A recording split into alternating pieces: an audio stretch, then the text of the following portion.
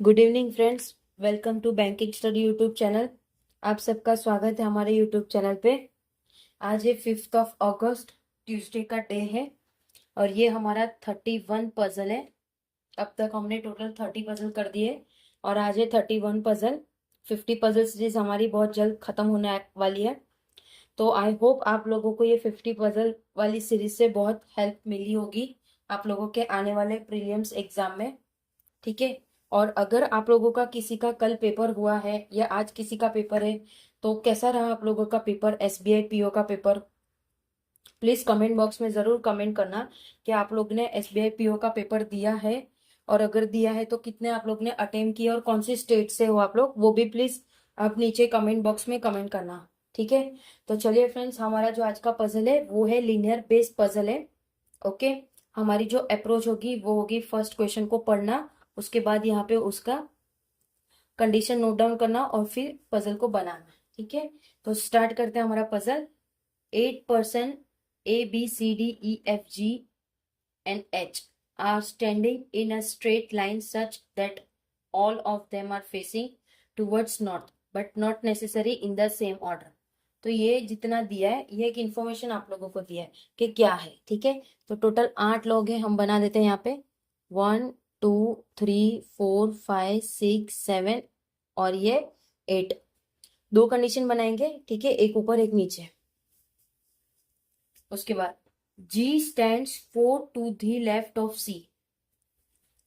C के 1 2 3 and ये fourth left में कौन है? G। And immediate right of E। And की बात है तो ऑफ कोर्स G को डिनोट होता है और अगर हु की बात हो तो C होगा। तो ये किसके इमीडिएट राइट है? E के इमीडिएट राइट। ओके। तो ये आप लोगों की एक कंडीशन है, इसमें दो कंडीशन आ गई। ओके।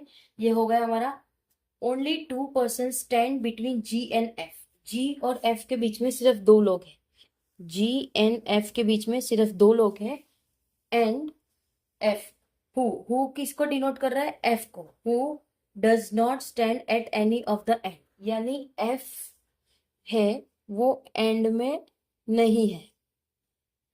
ठीक है। ये कंडीशन भी हो गई हमारी। उसके बाद क्या क्वेश्चन है, कंडीशन है more than 3% stand between F and B।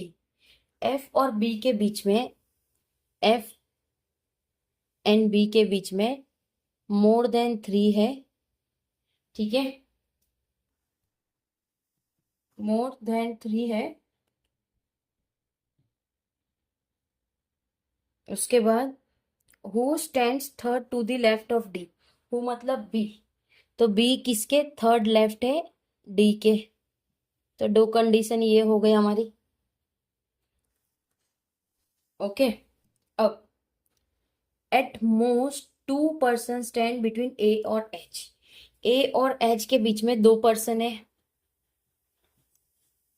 और who is not the immediate neighbour of D।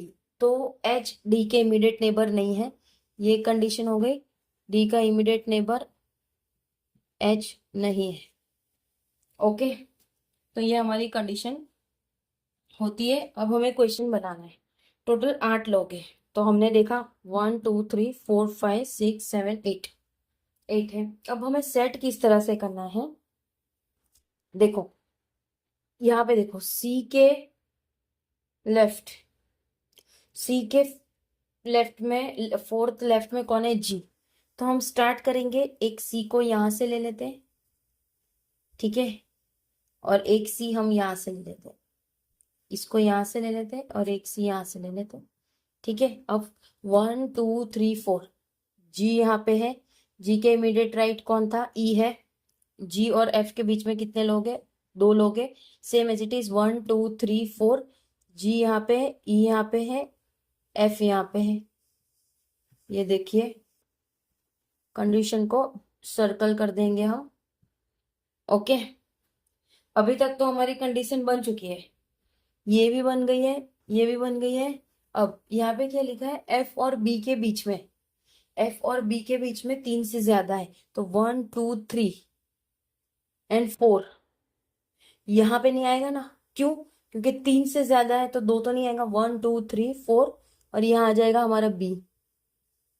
Okay, same as it is हम यहाँ पे करेंगे 1 2 3 4। यहाँ पे एक आ सकता है और एक यहाँ पे आ सकता है। कंडीशन हम इस तरह से लिखेंगे, यहाँ हो गई। अब यहाँ पे क्या लिखा है, बी के थर्ड राइट। तो अगर मैंने डी को यहाँ रखा 1 2 3, अगर डी को यहाँ रखा तो यहाँ पे आएगा, बी को हमने यहाँ ले लिया, ठीक है, बी यहाँ ले लिया। ओके, अब अब इधर का देखते हैं, पहले हम यहाँ नीचे का देख लेते हैं। ए और एच के बीच में 2 लोग हैं, ए और एच के बीच में 2 लोग कैसे हो गए? ए और एच के बीच में 2 लोग कैसे होंगे? नहीं हो सकते, राइट है?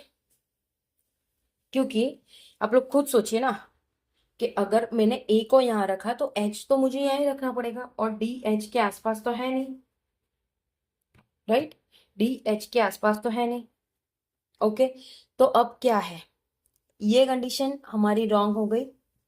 ऊपर की देखनी है अब हमें, क्या था, डी के थर्ड लेफ्ट में कौन है, बी, तो डी यहाँ पे आ गया। अब ए और एच के बीच में 2 लोग हैं, एच डी के आसपास नहीं है, तो यहाँ पे ए आ जाएगा और यहाँ पे एच आ जाएगा।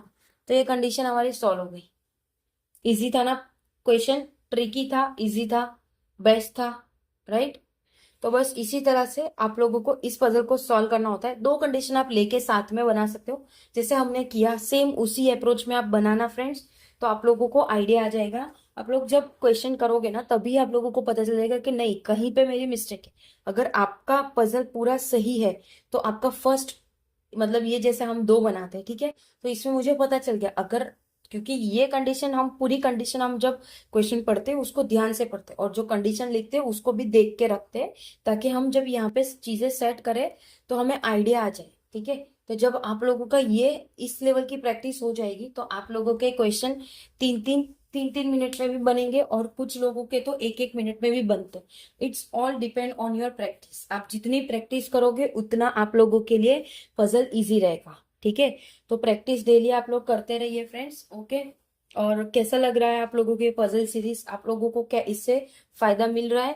तो प्लीज कमेंट जरूर करना। ये 50 पजल सीरीज है, बहुत जल्द अभी खत्म हो जाएगी, ऑलमोस्ट 20 दिन के अंदर ही हम इसे खत्म करने का ट्राई करेंगे।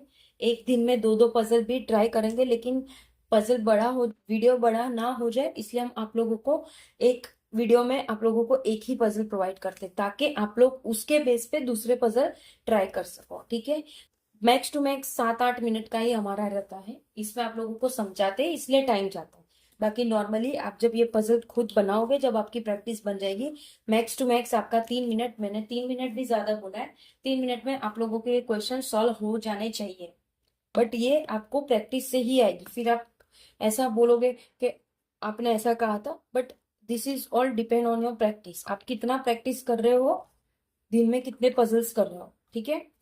तो चलिए फ्रेंड्स, मिलते हैं कल मॉर्निंग में हम लोग अपने एडिटोरियल में, ठीक है। तो आ जाना सुबह 6 बजे, शाम को 6 बजे हमारा पजल सीरीज होता है, तो दोनों को अच्छी तरह से फॉलो करिए। आप लोग देखना कि आप लोगों को डे बाय डे कुछ ना कुछ आप लोगों को इसमें फायदा मिलेगा, ठीक है। अपना ख्याल रखिए, अच्छे से पढ़ाई करिए। All the best. जय हिंद, जय भारत।